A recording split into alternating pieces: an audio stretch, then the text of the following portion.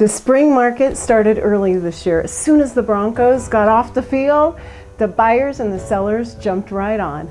I'm Amy Cesario. This is your March 2024 Denver housing market update. This is my Denver view. And in this episode, we are going to talk about what happened in February of 2024, the buyers' two biggest mistakes. I've got some seller information and what's happening in the Denver luxury market. February brought a healthy increase to the active homes on the market in Denver.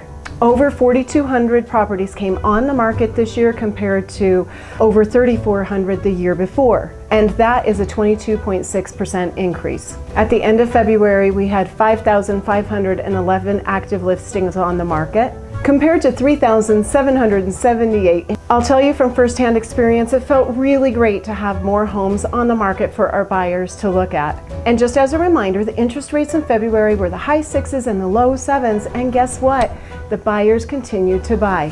When we compare last February to this February, the Denver metro area housing market saw an increase in the closed price 3% from last February to this February. Our average closed price this year was just over $676,000, and that is up almost $200,000 from February of 2020.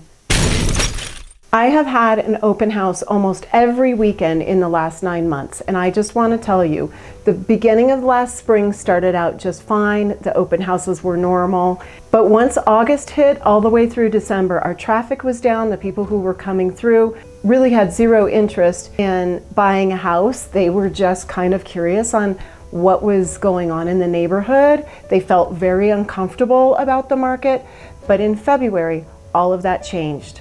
The people who are coming through the open houses right now are serious buyers and or serious sellers who live in the neighborhood and they're curious about what's happening in their neighborhood. Sellers, if you're contemplating selling, let me remind you, you will have more competition. More houses will come on the market between now and May to June. Also, it will be the highest price that you will probably see all year. And if you're a buyer in the Denver real estate market, let me remind you, we are heating up. You will have more competition now through March, April, May, June, and you will for the rest of the year. But this is also when we have the most inventory of houses on the market for you to choose from. So buyers, let's talk about the two biggest mistakes that you guys are making right now. Number one, not looking at houses that have been on the market for a little while. I hear it all the time. Amy, the house has been on the market for 30 days. There must be something wrong with it. Well, it was on the market, it came off the market. There must be something wrong with it. Here's the deal. There could be something wrong with that house, and that could be an opportunity for you. Also, there might not be anything wrong with the house, and it just has slipped through the cracks, and the right buyer just hasn't come along. And the number two mistake that buyers are making in the Denver real estate market right now is that they are not making offers. So many times a house might be slightly overpriced. It might be a lot overpriced. And if a buyer really likes that house, you need to make an offer. I don't know what happened about 7, 8, 9 years ago. I've been in the business for 25 years. But somewhere along those lines, the buyers stopped making offers. They just started waiting for the seller to drop the price, and then they are back into a bidding war. And I don't know what it is about buyers thinking that if everybody wants it, then they should have it. But I think buyers are making a very big mistake on not looking at houses that have been on the market and making that offer. Now, if a house has been on the market only for a week, or maybe even 2 or maybe 3 weeks, a seller might not be ready to drop the price right now. Understandable. Average days on the market is about 47. And when we look at those numbers, that 47 is right in line for the last 3 years. And when we look at history, that is not terrible. But buyers, remember, this isn't like the grocery store, the price tag on it, and you pay exactly what that price is.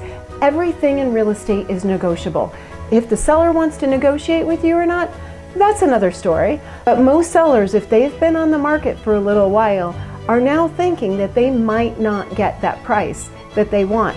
The other tactic that they might do is drop that price so low that then they have 3 or 4 offers, and then you are in a bidding war, and now you've lost again. So do me a favor, buyers, make an offer. Okay, let's talk about the Denver luxury market. And in this case, we're talking about $2 million and up.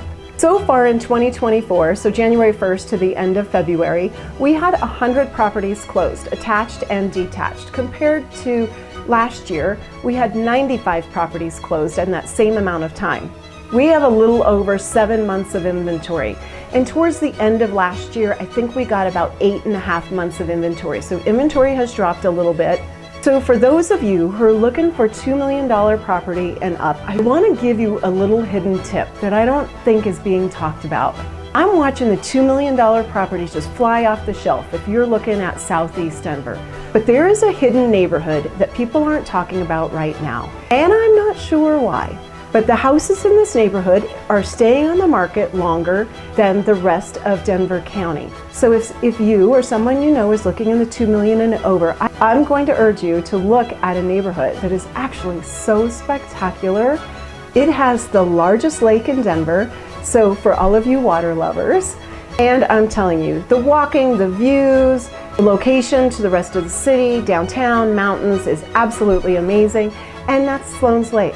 At the time that I'm recording this episode, there are 7 properties over $2 million, and I will tell you that all 7 of them are equally spectacular in their own way. Some have views of the lake, some have views of the mountains, some are within a half a block of Sloan's Lake. All 7 of these actually are within 3 or 4 blocks of Sloan's Lake, the most spectacular lake in Denver.